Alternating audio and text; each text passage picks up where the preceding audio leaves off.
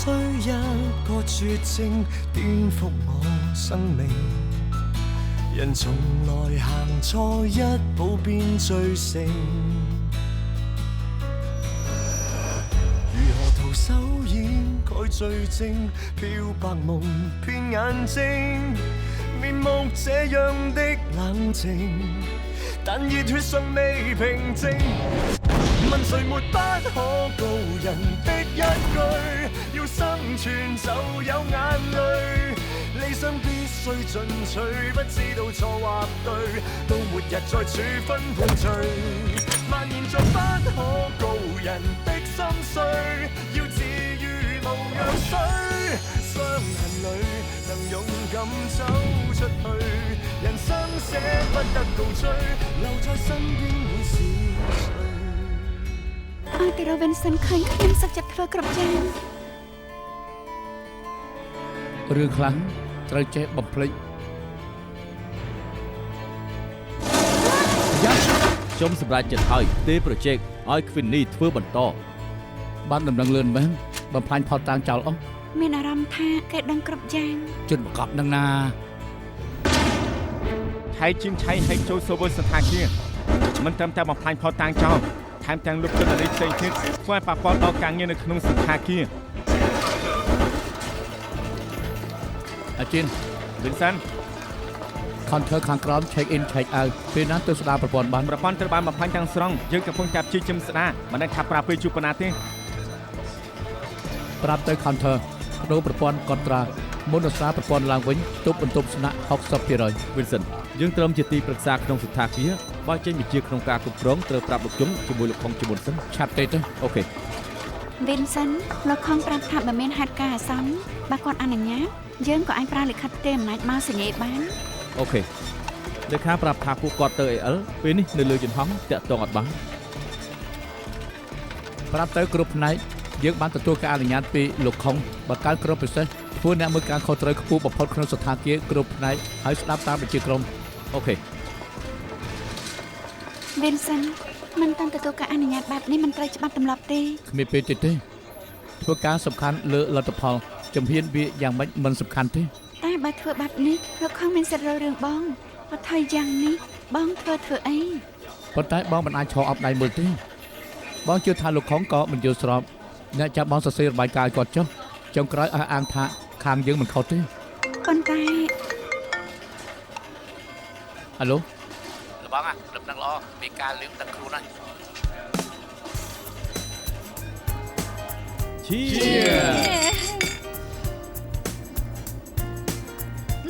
អបផងដែលបានលៀងមន្ទិលហើយមែនហើយមេកែលឺមិនបានសម្លាប់ខ្លួនទេគាត់ដឹងថាឆៃចិនឆៃនឹងធ្វើជីខ្លាយចង់កឹបកេងហើយពីអ្នកនេះឆ្លុះគ្នាលើដំបូលអាគារឆៃចិនឆៃនេះសាហាវមែនទម្លាក់គាត់ចុះពីលើអាគារដឹងត្រឹមតែថារបងយើងណាគឺអត់បានបង្ខំគេដល់ថ្នាក់លួចសម្លាប់ខ្លួននោះទេ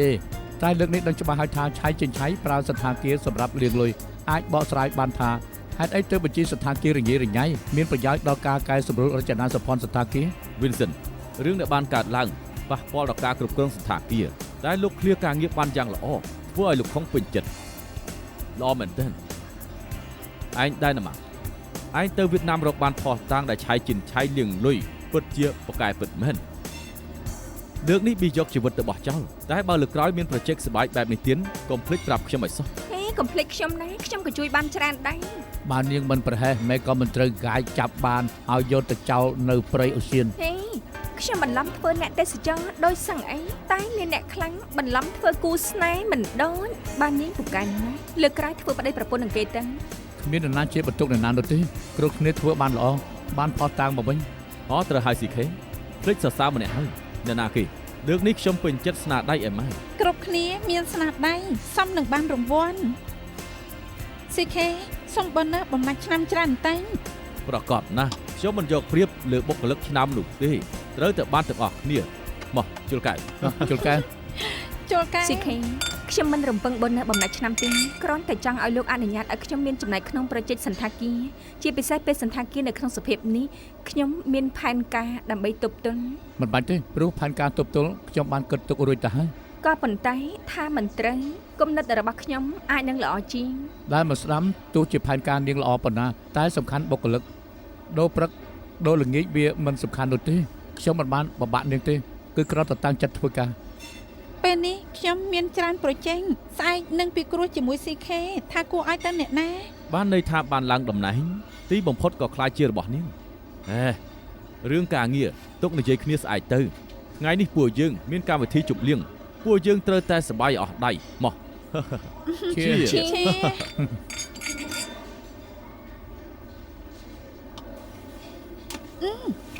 លោកត្រូវបាក់ឡានប៉ុណ្ណឹងបានហើយ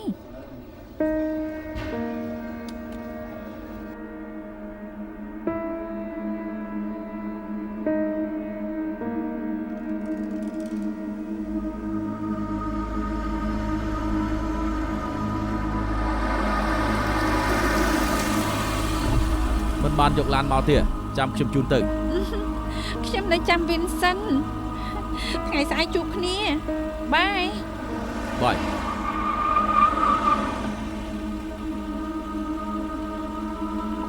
ដល់រួចអត់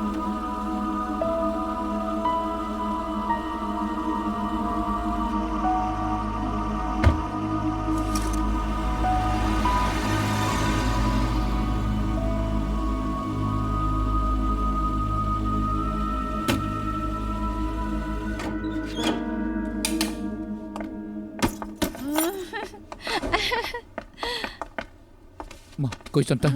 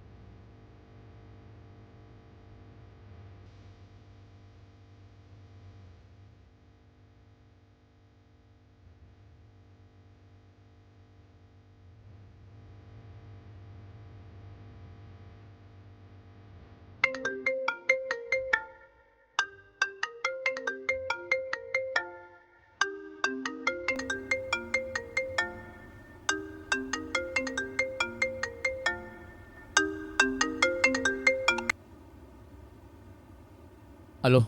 Vincent ខ្ញុំណាត់ Vest ជាមួយនឹង Make ទៅផឹកបន្តទៅជាមួយគ្នាដែរទៀតណែយើង4នាក់ខានផឹកជាមួយគ្នាយូរមកហើយណាលើកនេះបានជួបជុំគ្នាជាប់ធុរៈមែនដែរទៀត អូខេតែជិះខ្ញុំទៅ ទៅវិញហើយឯង មែនទេកុំភ្លេចឆុងទឹកខ្មុំផឹកផងណាស្អែកកុំឲ្យជិះក្បាលទៅសិនណា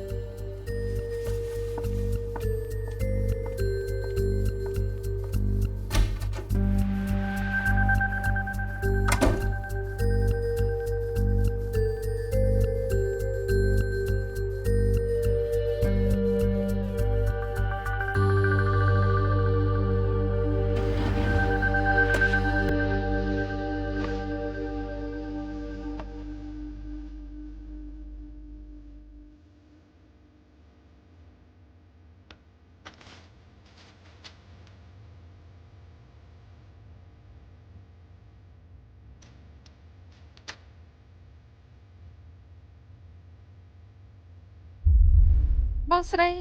ហើយរូបថតនេះធ្វើអីបងប្រាប់ថាគេជាមនុស្សសំខាន់របស់បងមែនហើយតែមិនថាបងព្យាយាមប៉ុណ្ណាក៏មិនបានប្រុសម្នាក់នេះមកដែរតើទុករូបថតនេះធ្វើអីទេតែហើយមិនក៏យកមកបាត់ជាប់គ្នាវិញទេឯងមិនយល់ទេមកពីរឿងខ្លះមិនអាចបំភ្លេចបាន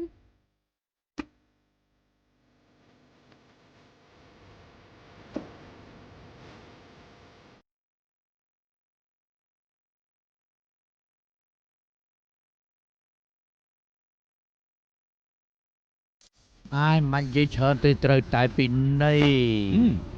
ឯងចង់ធ្វើអី ថ្ងៃនេះឯងកើតស្អីចេញមុខចំនួនស្រីឆ្នះឡើងច្រើន អត់ទេខ្ញុំប្រាប់ឯងព្រោះខ្ញុំជាមួយគេវង្វេងក្នុងព្រៃអាស៊ានផ្សងគ្រោះថ្នាក់ជាមួយគ្នាឃើញថាគេមិនមែនជាមនុស្សអាក្រក់ដូចខ្ញុំគិតទុកនោះទេ ហើយនៅមានទៀតស្រីទឿម្នាក់នោះទៀតនោះឮថាជួយបឺតឈាមឲ្យគេទៀតផង ខ្ញុំត្រូវតែជួយគេ មានក៏ល្អិតនិយាយក៏ច្រើនបែបនេះមិនមែនជា style ខ្ញុំទេប៉ុន្តែខ្ញុំត្រូវអរគុណ Vincent ដែលជ្រើសរើសមនុស្សប្រកែកទៅវៀតណាមជាមួយខ្ញុំអរគុណហើយ អ្នកវិភាគដូចឯងនេះផ្ដាស់មែនតបងហើយហូបឡើងកាងពោះលើកម្នាក់ឡើងលើមេជាន់ម្នាក់ឲ្យកប់ក្រោមដីគ្មានពិតមែនមានន័យថាមានអ្វីនៅគ្នាចុះមិនសរសើរឯងនោះហើយលបងព្រមនិយាយហើយលបងខ្ញុំធ្វើជាភ្លេចហើយតែលបងមកថាឲ្យខ្ញុំមុនហើយចុះលបងជាមួយនឹងពីនេះយ៉ាងម៉េចដែរជូនគ្នាដល់ផ្ទះហើយមិនក៏មិននៅបន្តផឹកកាហ្វេសិនទៅទោះថ្មិញហើយចាំចេញមកវិញក៏បានដែរមែនទេ Queen នេះមិនអន់ទេបើលោកតាក់ទងជាមួយនាងបានពិតមែនណែអាចហៅបានថាជាគូស្នេហ៍កពូលទីប្រឹក្សាអត់ទេតាំងពីត្រឡប់មកហុងកុងវិញឃើញថាខ្លួនឯងសល់តែសបកខ្លួនខ្ញុំត្រូវប្រើពេលរកគ្រប់យ៉ាងមកវិញឲ្យបានឆាប់បំផុតលើកលែងទៅរឿងស្នេហាស៊ីខេទៅបន្ទប់ទឹកចាំគេសិនចាំខ្ញុំជូនបងទៅឯងស្វឹងហើយចាំជូនទៅខ្ញុំជូនបងទៅដើរស្រួលឆាប់ចេញឆ្ងាយខ្ញុំលឿមទៅថោកមែនតើហើយគ្មានតាក់ស៊ីទេហើយឡានចតនៅខាងនោះចាំខ្ញុំជូនទៅអញនេះហើយឯងធ្វើឲ្យប្តីខ្ញុំស្លាប់ឯងមកទីនេះយ៉ាងម៉េចបានហេតុអីក៏ឯងមិនស្លាប់ហ៎ខ្ញុំអត់ស្គាល់អ្នកស្រីទេចង់ធ្វើអីចេញមើលចង់ធ្វើអីស្លាប់មិនឯងមកនៅទីនេះបានយ៉ាងម៉េចទៅ Vincent មានរឿងអីកើតឡើងស្រីឈួតនោះមកជេរលោកធ្វើអីលោកកើតអីអត់ស្រីម្នាក់នេះដូចជាធ្លាប់ជួបនៅកន្លែងណាមិនដឹងទេវើយចាំមិនហើយបងកើតអីអត់ទេឈប់សិនខ្ញុំចាប់បានហើយប្រពន្ធមួហុងហួរស្រីម្នាក់នេះគឺប្រហែលជាឈួតហើយប្តីគេគឺជាអ្នកចាប់លបងទៅគឺធ្វើឲ្យជាប់នៅលើកោះ10ឆ្នាំគឺនៅមានមុខមកចោទថាលបងសម្រាប់ប្តីគេទៀតពេលនេះសន្តាគារបើកដំណើរការវិញហើយព្រោះលោកឃ្លាការងារបានល្អកុំអីជីឆៃយើងត្រូវខូចឈ្មោះមិនខាននោះទេដែលខ្ញុំធ្វើព្រោះចង់ឲ្យដឹងថាខ្ញុំនៅអាចធ្វើទីប្រឹក្សាបានអាចជឿតើនោះហើយ Katie ហើយ CK Vincent ចៃដន្យមែនហើយកំពុងសូហ្វីអាណាថាពេលណាទៅឲ្យមើលទិន្នន័យក្នុងកុំព្យូទ័របានផ្នែក IT កំពុងស្ដារប្រព័ន្ធ check in check out ដូរពីកត់ត្រាទៅជាប្រព័ន្ធកុំព្យូទ័រហើយ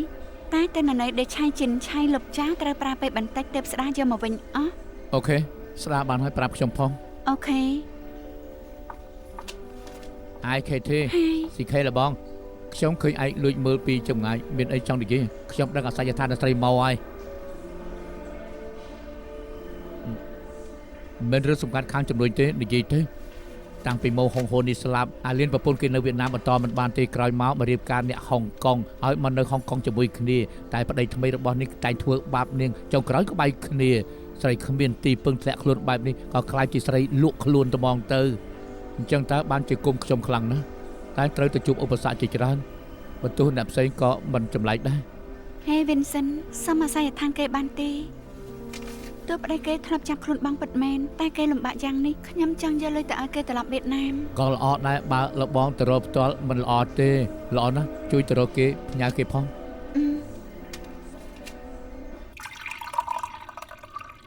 ម៉ាក់ស្ងោថ្នាំចិនមកឲ្យជំនួយសួតកាពះធ្វើឲ្យមានសមាធិហូបឲ្យច្រើនទៅកូនធ្វើការដល់យប់ជ្រៅតម្រាំទៅផ្ទះត្រូវបើបន្តិចទើបបានមកចង់ឲ្យខ្ញុំហូបស៊ុបមែនទេ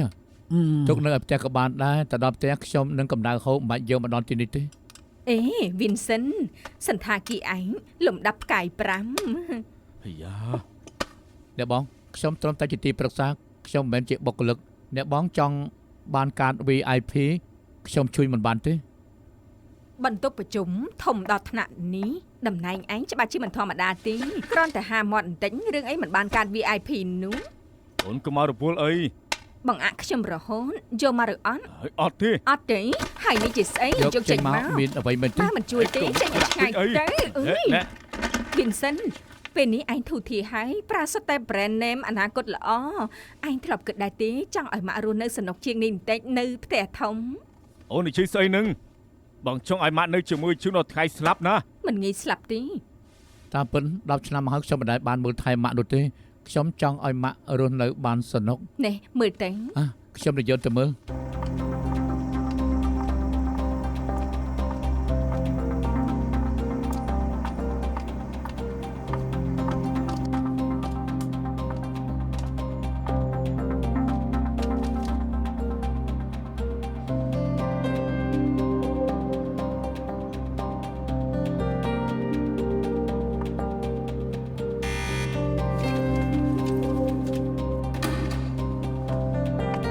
ខ្ញុំមិនបានមករកការងារធ្វើខ្ញុំមករកមនុស្សអាលៀននៅទីនេះទេ ចូលសិនមក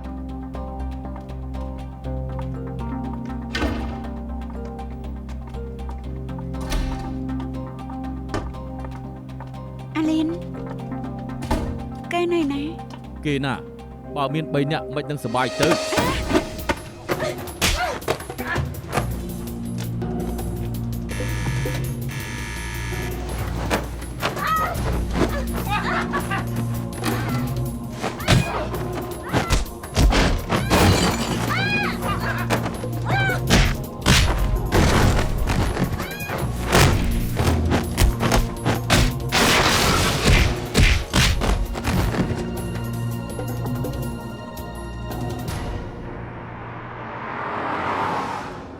មកបារម្ភពីអាលៀងណាចាំបងជួយរកគីឲ្យចុះ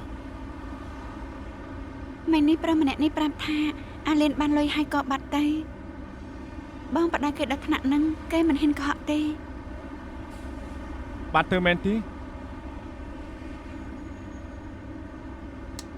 នៅខ្លាចទៀតមែនមិនចាំបាច់ខ្លាចទេបងមិនអាចអូនកើតអីទេ មិនក៏ដឹងថាខ្ញុំនៅទីនោះតាមដានខ្ញុំមែនទេ សំទោសមុរិចានេះគឺការរឿងច្រើនពេកបងបារម្ភទើបបានជាបងតាមនៅក្នុងអេបទូរស័ព្ទអូនឲ្យដឹងថៅនៅទីណាមានអ្វីទើបបានជាមកជួយទាន់ បើមានអ្វីខ្ញុំប្តឹងប៉ូលីសបាន បាទដូចមិញនេះប្តឹងប៉ូលីសជាម៉េចទៅបើបងមិនទៅនឹងមានអ្វីកើតឡើងបងពិតជាបារម្ភមែន បងកុំបារម្ភអីរឿងដែលការឡើងមុននេះជាថ្វីដៃឆៃជិនឆៃពេលនេះគេយកអាត្មាមិនរួចគ្មានពេលមករករឿងខ្ញុំទេ ការពីទៅប្រសើរជាងកុំលុបអេបណាឲ្យបងសប្បាយចិត្តខ្លះទេ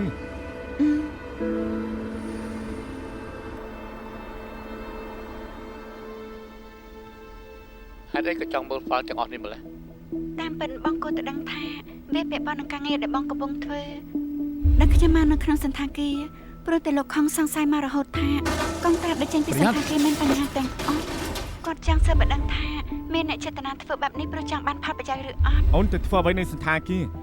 វាជារឿងសម្ងាត់របស់សន្តាគារខ្ញុំប្រាប់មិនបាន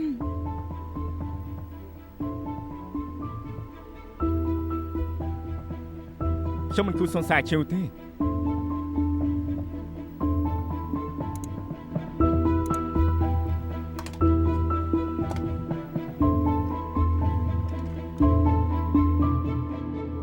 លបងខ្ញុំពឹងឲ្យកូនចៅជួយតាមរកអាលៀនឲ្យតែរកមិនឃើញសង្ស័យគេចខ្លួនទៅវៀតណាមបាត់ទៅហើយ ក្រែងថារកគេឃើញហើយមិនដែរទៀត អាជឿទៅរកគេតែគេបាត់ទៅហើយ ទៅវៀតណាមបាត់ហើយទេដឹងប្រាប់តាមត្រង់ទោះលោកជួបគេក៏គេមិនអរគុណលោកដែរពេលនោះគ្រាន់តែឃើញ Vincent គេក៏ស្ទុះមកវាយភ្លាមតែពេលយើងតាមរកគេគេបែរជាបាត់ខ្លួនខ្ញុំគិតថាវាចៃដន្យពេកឬក៏ព្រោះតែគេដឹងអ្វីម្យ៉ាងដែលមិនចង់ឲ្យពួកយើងដឹងទើបសុកក៏បាត់ខ្លួនទៅមិនឲ្យតាមរកឃើញអ្នកដែលចាប់ខ្លួន Vincent គឺជាប្តីរបស់គេស្រីម្នាក់នេះពិតជាមិនដឹងអីនោះទេ សើបបន្តិចក៏ល្អអាសៀជួយរកសច្ចដ្ឋាននៅវៀតណាមឲ្យផងហើយត្រូវតាក់ទងអាលៀនឲ្យបានមានបញ្ហា CK លោករៀបក្របនេះល្អមែន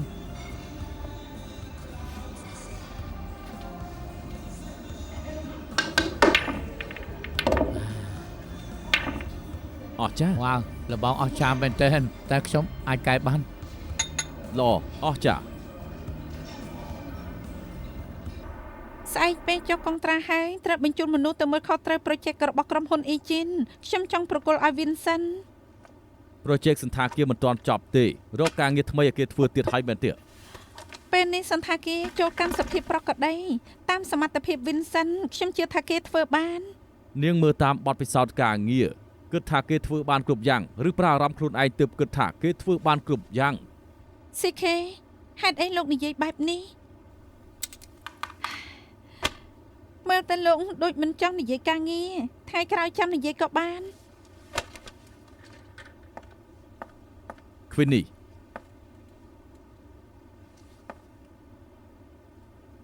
ប្រយ័ត្ន Vincent ខ្លះផងណា CK និយាយដើមគេក្រោយខ្នងមិនល្អទេ ខ្ញុំមិនចង់ឃើញនាងខ្លាយជា IV ទី 2 បងស្រីខ្ញុំម៉េ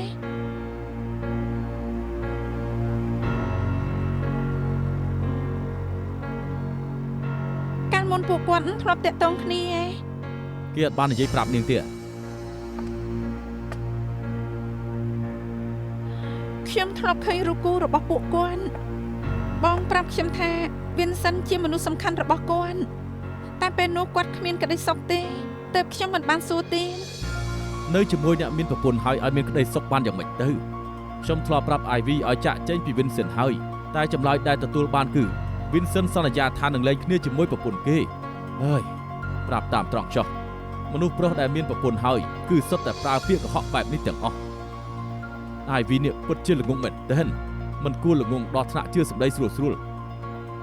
បានន័យថា Vincent ជាអ្នកចាស់ចង់បងស្រីខ្ញុំ មែនហើយ Ivy ចូលឆៃជីថ្មី Vincent ក៏ផ្លុំទៅជាថាគេជាមួយប្រពន្ធទាស់គ្នាហើយដែលសំខាន់គេធ្លាប់ចែកចង់មិត្តរួមការងារស្រីៗជាច្រើនអ្នក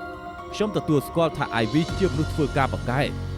តែគ្មានបទពិសោធន៍រឿងស្នេហាទេទៅលងជឿសម្ដីគេទាស់ទៅបាន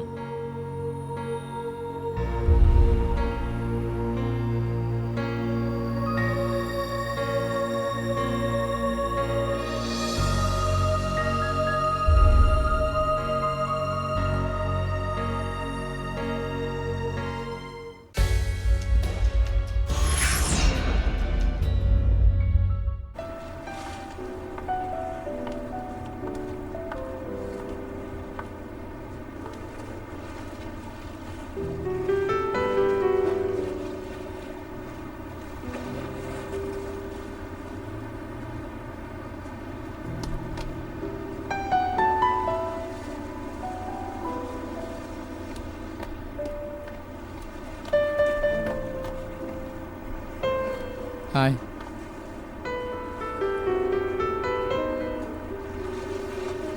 មិនដែលឃើញនឹងធ្វើមុខអញ្ចឹងទេ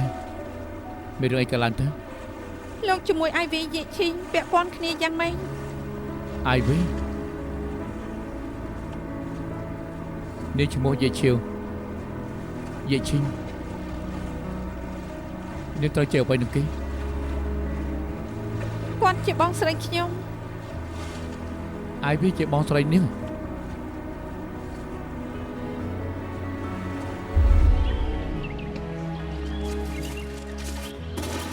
Ivy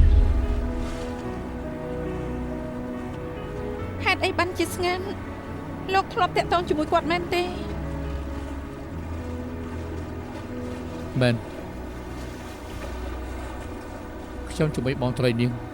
យើងធ្លាប់មានអីនឹងគ្នា លោកមានប្រពន្ធហើយនៅតាក់ទងគាត់គាត់ល្អគ្រប់យ៉ាងតាំងពីក្មេងលោកធ្វើបាបគាត់ធ្វើអី ការពិត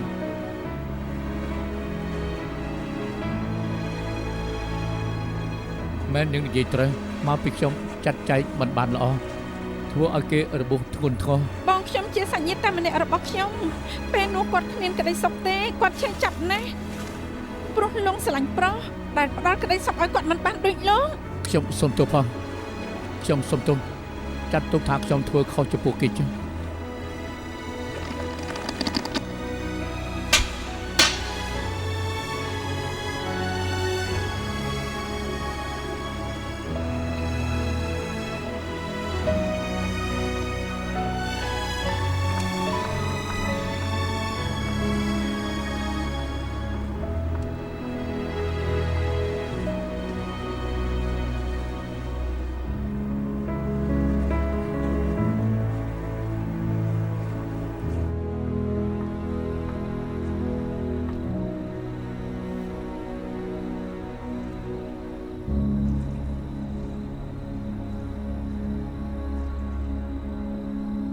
បងស្រី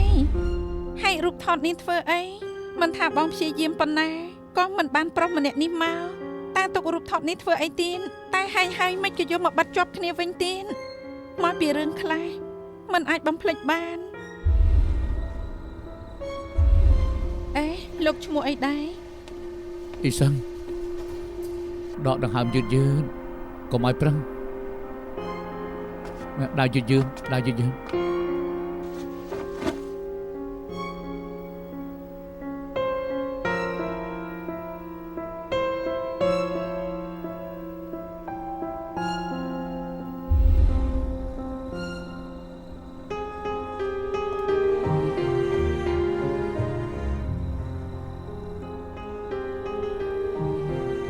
មកទីនេះយ៉ាងម៉េចបាន ខ្ញុំខ្លាចនាងទទួលរឿងបងស្រីនាងមិនបានទើបខ្ញុំតាមមក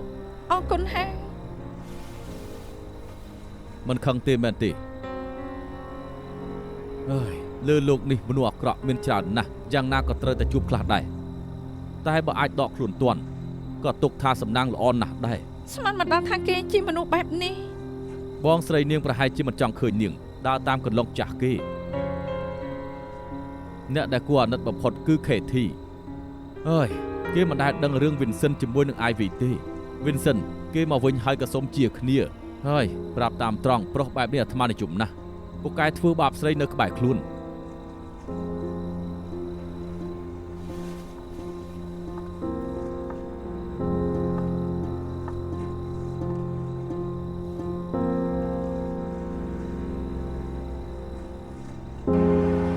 លោកវិញស្ដារសូវសន្តាគារបាន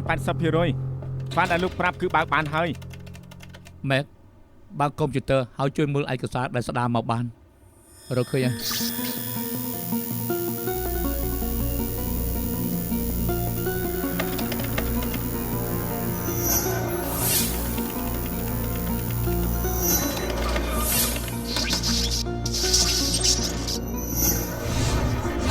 មានរឿងអីកើតឡើងឲ្យប្រកាសទៅក្រែងថាស្ដារបានហើយហេតុអីក៏ខូចទៀត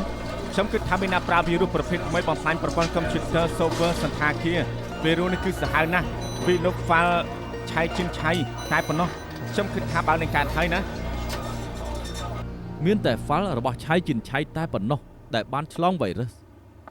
មិនមែនជារឿងចៃដន្យបានន័យថាមានអ្នកមានចេតនាធ្វើ បញ្ចេញ virus ពីម៉ាស៊ីនមេជាមនុស្សក្នុងសន្តាគារប្រកាសណាស់បានន័យថាជាជនបង្កប់ដោយមិនពាក់ព័ន្ធអីនឹងឆៃជិនឆៃទេយើងមានចម្លើយមេការលាវហើយបើចាប់ឆៃជិនឆៃបានបទល្មើសនេះនឹងធ្វើឲ្យគេជាប់គុកបាន ទោះជាលុបឯកសារទាំងអស់ចោលក៏គ្មានផលល្អចំពោះឆៃជិនឆៃដែរ ច្បាស់ណាស់ថាមិនមែនជាធ្វើដៃអ្នកមុនព្រោះថាបើសិនជាគេលើកដំបូងគួរតែលុបឲ្យអស់មិនចាំបាច់ធ្វើពីរដងបានន័យថានៅមានម្នាក់ទៀតដែលមិនចង់ឲ្យពួកយើងឃើញឯកសារទើបត្រូវលុបជាលើកទី2មែនដែរទេត្រូវសប្បាយមែនតើបានន័យថារឿងលៀងលុយនៅមានត្រីរួចពីសំណាញ់អ្នកដែលដឹងរឿងស្ដារ file មានតែអ្នកគ្រប់គ្រងជាន់ខ្ពស់និងផ្នែក IT និងក្រុមការងារពិសេសដូចជាពួកយើង លោកមើលខុសត្រូវ project នេះកំណត់ជនសង្ស័យបានហើយតាមរកមិនពិបាកទេ កំណត់បានហើយក៏ពិតមែនតែចំនួនមនុស្សក៏ច្រើនដែរច្រើនប៉ុណ្ណាក៏ដោយក៏ត្រូវតែមករកមនុស្សម្នាក់នេះ លោកវៃសុំទោសផង លោកវៃអីសឹងមែនទេ បាទ យើងជាប៉ូលីសមកពីក្រុមបង្ក្រាបសង្ស័យថាលោកធ្វើខុសច្បាប់កុំព្យូទ័រអញ្ជើញលោកទៅផ្ដល់ចម្លើយនៅប៉ុស្តិ៍ប៉ូលីសអស់តាំងទាំងអស់បញ្ជាក់ថា virus បំផ្លាញប្រព័ន្ធកុំព្យូទ័រចេញពី notebook របស់លោកចង់ដោះសារយ៉ាងម៉េចដែរទៅ កូនក្តីនាងខ្ញុំមិនតាមសំណួរទេ យើងពិនិត្យឃើញថាមានលុយវាចូលក្នុងបញ្ជីលោកពីក្រៅស្រុក2លាន មិនអាចទេ ក្រុមការងារពិសេសដែលលោកបង្កើតឡើងមានអំណាចជាងអ្នកគ្រប់គ្រងលោកចង់ចូលមើល file ឆៃជិនឆៃមុនគេតើមែនដែរទេ អត់ទេខ្ញុំមិនបានធ្វើបានទេ កូនក្តីនាងខ្ញុំនឹងមិនតបគ្រប់សំណួរមិនតាន់ដឹងស្ថានភាពកុំនិយាយច្រើនល្អជាងនឹងមានផលល្អចំពោះបង ទោះបីជាលោកមិនអាចចំណាយប៉ុន្តែលទ្ធផលនៅដដែលពួកយើងមានភស្តុតាងគ្រប់គ្រាន់ក្នុងការប្តឹងលោកបទល្មើសធ្វើខុសច្បាប់កុំព្យូទ័រទទួលសំណុំ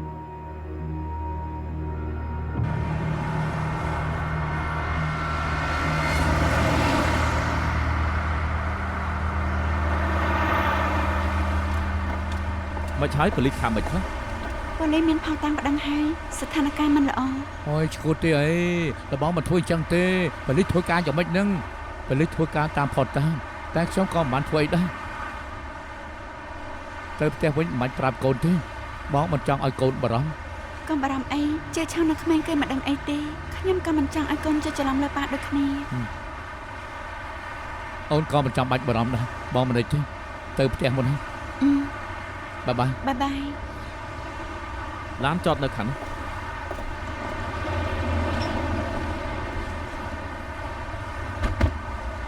លបងប្រាប់ថាមិនកើតអីមានជោគបាយហើយនៅទេគ្រាន់តែមិនចង់ឲ្យអាជីវបារម្ភ ច្បាស់ណាស់ថាមានមនុស្សរៀបផែនការដើម្បីមូលបង្កាច់បងបើសិនជាខ្ញុំដឹងថាអ្នកណាធ្វើបាបបងខ្ញុំមិនឲ្យវារួចខ្លួនទេ ទៅសន្តាគារសិនយើងមិនគួរគឺចាំព្រាយស្លាប់ទេ ត្រូវប្រញាប់រកមេខ្លោងសិនសំទោចូលអត់បានទេចូលមិនបានទេ Vincent លោកគួរតែដឹងថាពួកគេមិនឲ្យលោកចូលលោកជាជនសង្ស័យយើងមិនអនុញ្ញាតឲ្យលោកចូលទៅប៉ះពាល់ផោះតាំងធ្វើឲ្យខូចរឿងក្តីទីលោកគួរតែយល់ច្បាស់ Vincent ពាក់ព័ន្ធនឹងរឿងក្តីតែខ្ញុំមិនពាក់ព័ន្ធខ្ញុំអាចចូលទៅបានមែនទេ ទំនាក់ទំនងលោកនឹង Vincent សុំទៅផងខ្ញុំមិនទុកចិត្តលោកសន្តិសុខចាំមុខ3នាក់នេះឲ្យច្បាស់កុំឲ្យពួកគេចូលទៅក្នុងបន្ទប់នេះអត់ទេបើយកល្អកុំឲ្យចូលក្នុងសន្តាគារនេះ អេម៉ាខ្ញុំជាមេនាងត្រូវធ្វើដល់ថ្នាក់នេះ ហើយយ៉ាងម៉េច CK ប្រគល់ឲ្យខ្ញុំបន្តការងារនេះហើយមានសិទ្ធិដាច់មុខបានន័យថាខ្ញុំមិនបាច់ឡើងការងារឲ្យលោកទេ ណាស្រីឆ្នះក៏ក្រំបាពេកអីដឹងហើយថានាងចង់ធ្វើធំទើបមូលបកាច់របស់ធំខ្ញុំ មួយបង្កាច់ចៃនិយាយស្ដីឲ្យចេះប្រយ័ត្នផងមានមួយប្រយោគចង់សងឲ្យលោកខ្ញុំមិនបានបំបាក់លោកទេខ្ញុំគ្រាន់តែតាំងចិត្តធ្វើការ សង្ឃឹមថានាងនឹងធ្វើបានល្អ ខ្ញុំជឿជាក់លើសមត្ថភាពរបស់ខ្លួនឯងបើឲ្យខ្ញុំមើលខុសត្រូវតាំងពីដំបូងខ្ញុំជឿថាវាមិនកើតរឿងបែបនេះទេ ស្រីឆ្នះនេះក្អេងក្អាងមិនបើជាមនុស្សប្រុសចំនួនធាក់បាត់ទៅហើយល្អហើយដែលឯងអត់បានញ៉ែនាង ខ្ញុំជឿថាបងត្រូវទៅរួចផុត ចុះ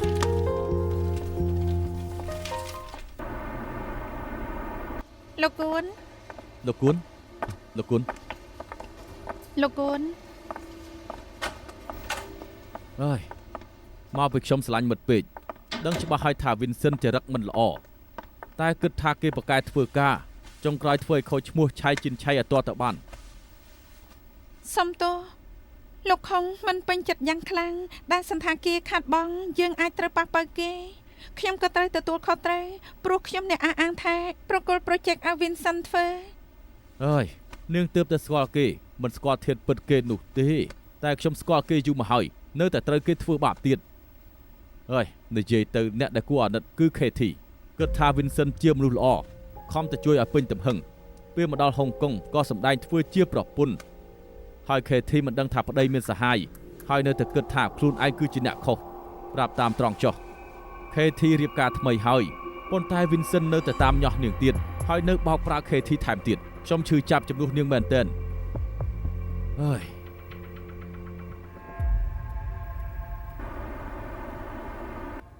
តាក់តែ អរគុណ លបងខ្ញុំឲ្យកូនចៅជួយរកហើយបើឆៃជីនឆៃវានៅហុងកុងយ៉ាងណាយើងត្រូវទៅរកឲ្យឃើញ បើរកឃើញគ្រប់យ៉ាងហើយវាប្រកាសជាចប់ស្រេចបាច់ទាស់ត្រង់ថាលបងធំត្រូវឡើងសាវតាការលោកអាចរកគេឲ្យឃើញមុនឡើងសាវតាការបានទេជនល្មើសពិតប្រកបបើចង់លោកហ្វាល់គ្រាន់តែបំផ្លាញ server ក៏បានហើយហេតុអីត្រូវវេលុយឲ្យបង2លានចេតនាមូលបង្កាច់បងច្បាស់ណាស់ កុំបារម្ភអីបងបានធ្វើអីទេមិនកើតអីទេ លោកគ្រូជារម៉ាខាវ៉ងគេជំនាញករណីច្បាប់កុំព្យូទ័របើគេជួយឱកាសឈ្នះមានខ្ពស់បន្តិចលោកគ្រូខ្ញុំសូមទៅត្រៀមឯកសារឲ្យមុនជជែកគ្នាសិនទៅ អូខេ ខ្ញុំមានអារម្មណ៍ថាថ្ងៃនេះ KT ចរិតចម្លែកមែនទែនបានសង្កេតមើលទេ បារម្ភ Vincent ហ្នឹងដែលគាត់និយាយមិញហ្នឹងគឺ Marker វងពូកែឬអត់គួរជួលមេធាវីបកែជាងនេះទេ Masker វងគឺធ្លាប់នៅជាមួយខ្ញុំក្រោយបោកបាយទៅធ្វើខ្លួនឯងគេធ្លាប់នៅជាមួយគ្រូបកែដូចជាខ្ញុំគេមិនអត់នោះទេតែពេលនេះបើកការិយាល័យថ្លៃចំណាយក៏មិនតិចនោះដែរលុយមិនមែនជាបញ្ហាឲ្យតែជួយ Vincent បានទោះត្រូវឡើងតុលាការកពូលក៏ខ្ញុំព្រមចេញលុយជួលមេធាវីបកែបំផុតឲ្យ Vincent មិនខុសទេត្រឹមថ្លៃមេធាវីដើម្បីលបងធំខ្ញុំទោះជាលក់កលៀនលក់ឈាមយកខោក្នុងមកដាក់ដេញថ្លៃក៏ខ្ញុំត្រូវជួយដែរ បើគ្រប់គ្នាសម្រាប់ចិត្តហើយជំទាស់ក៏គ្មានប្រយោជន៍អីដែរផោះតាំងដែលមានគ្មានផលល្អចំពោះ Vincent ទេឱកាសមានតិចតួចណាស់នេះខ្ញុំប្រាប់អ្នកទាំងអស់គ្នាឲ្យដឹងឲ្យហើយ លោកគ្រូ ហេខ្ញុំមិនចង់ផ្ដោតក្តីសង្ឃឹមឲ្យនាងក៏ជាមេធាវីគួរតែដឹងច្បាស់ណាស់រឿងក្តីនេះភាគរយចាញ់ច្រើនណាស់ចាញ់តាំងពីមិនទាន់បានស៊ូគ្នាទៀតផងខ្ញុំជឿជាក់លើច្បាប់ហុងកុងមិនបានធ្វើគឺមិនបានធ្វើហើយខ្ញុំមិនជឿថាការខ្លាចបន្លំផុតតាធ្វើឲ្យខ្ញុំជាប់គុកបានទេ ល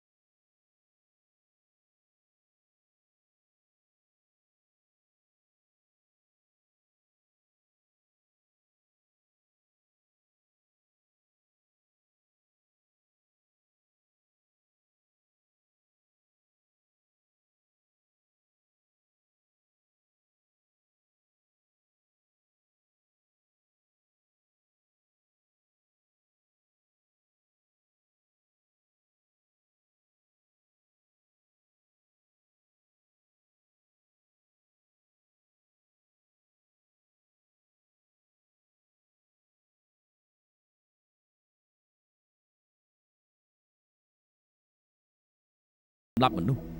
មិនអាចនឹងរើខ្លួនរួចបានទើបជួលវ័យអ៊ីសឹងដើម្បីបំផ្លាញផោះតាំងចោលទាំងអស់ ការប្តឹងលើនេះគឺពាក់ព័ន្ធនឹងការបំផ្លាញទិន្នន័យកុំព្យូទ័រសន្តាគារហេតុផលអ្វីគឺមិនពាក់ព័ន្ធជាមួយនឹងលោកឆៃជិនឆៃអ្នកនាងគួរលិខិតលូបផ្ទះអ្នកនាងគឺរកឃើញនៅក្នុងបន្ទប់ធ្វើការរបស់ចុងចោតមែនដែរទេ ចា៎ខ្ញុំយល់ថាចម្លែកតាំងពីបានឃើញម្លេះព្រោះថាវ័យអ៊ីសឹងមិនគួរមានទ្រព្យសម្បត្តិជារបស់ខ្លួនមិននឹងអាចទិញផ្ទះបានទេតែបើគេមានលុយ2លានទើបអាចបង់វគ្គដំបូងបាន ក្រោយពីបង្កើតក្រុមពិសេសមានអំណាចដាច់មុខនៅក្នុងសន្តាគារទុកថាខ្ពស់ជាង CEO ក៏ថាបាន បានន័យថាពីបង្កើតចង់បំផ្លាញផតតាំងដែលពាក់ព័ន្ធដល់ងាយស្រួលមែនទេ ចា៎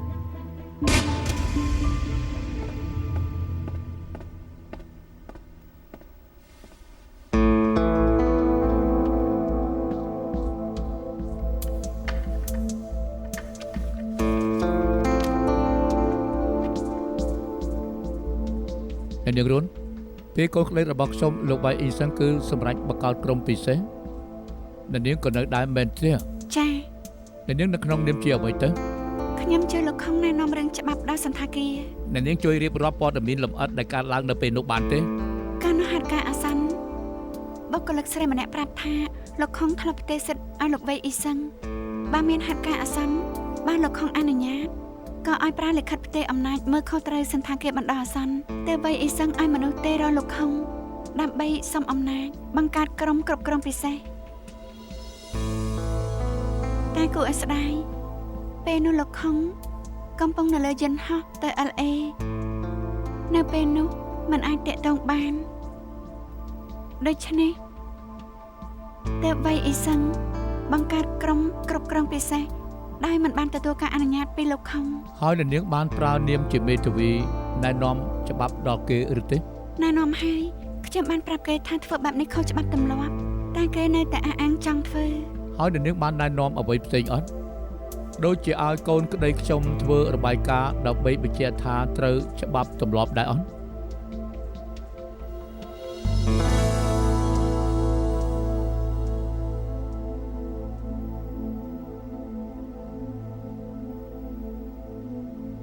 ទោះខ្ញុំនិយាយអ្វីក៏គ្មានប្រយោជន៍ព្រោះគេសម្រេចចិត្តចង់ធ្វើហើយខ្ញុំបានរំលឹកគេរួចហើយខ្ញុំប្រាប់ថាមិនគួរបន្ថយបែបនេះតែគេនៅតែអះអាងគេប្រាប់ថាលទ្ធផលចេញមកទៅសំខាន់ឲ្យតែធ្វើអ្វីដែលគេចង់ធ្វើចំហ៊ានគ្មានអ្វីសំខាន់ឡើយ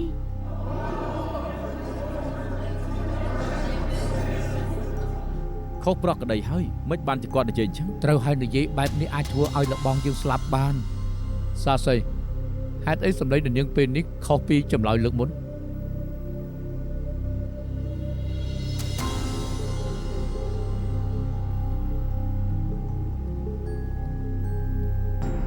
ព្រោះខ្ញុំមិនចង់កុហកដើម្បីគេទៀតទេ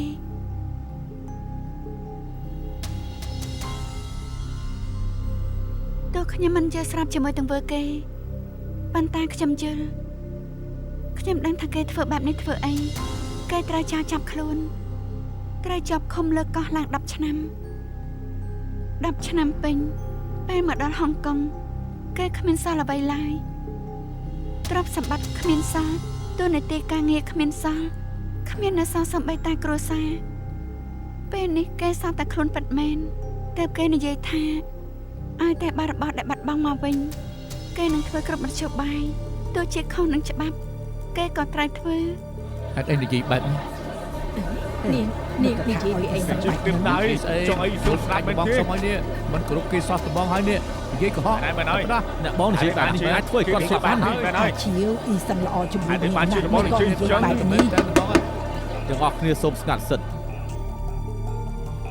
ខ្ញុំប្រាប់នាងហើយថាគេមិនមែនជាមនុស្សល្អទេ គេធ្លាប់ធ្វើពិតមែនណា តឡាការជាទីគោរពដែលសារតែចម្លើយរបស់សាស័យមិនដូចដែលធ្លាប់និយាយខ្ញុំស្នើឲ្យកាត់ពាក្យចម្លើយចោល ការដែលខ្ញុំនិយាយនេះវាគឺជាការពិតវ៉ៃអ៊ីសឹងធ្លាប់និយាយថាគេចង់រលុយប៉ះប៉ៅឲ្យម្ដាយកូនខ្ញុំឲ្យតែគ្រួសារបាននៅជាមួយគ្នាម្ដងទៀតគេព្រមធ្វើគ្រប់យ៉ាង មិនបានជានាងគេអាចធ្វើឲ្យអ៊ីសឹងស្លាប់បានណាកុំជឿគេ ត្រូវ សូមស្ងាត់ តឡាការជាទីគោរពដោយសារតែអារម្មណ៍សាស័យប្រែប្រួលខ្ញុំស្នើឲ្យសម្រាប់សវនាការសិន អនុញ្ញាត បើនាងឈឺគួរតែទៅរកពេទ្យព្យាបាលទៅ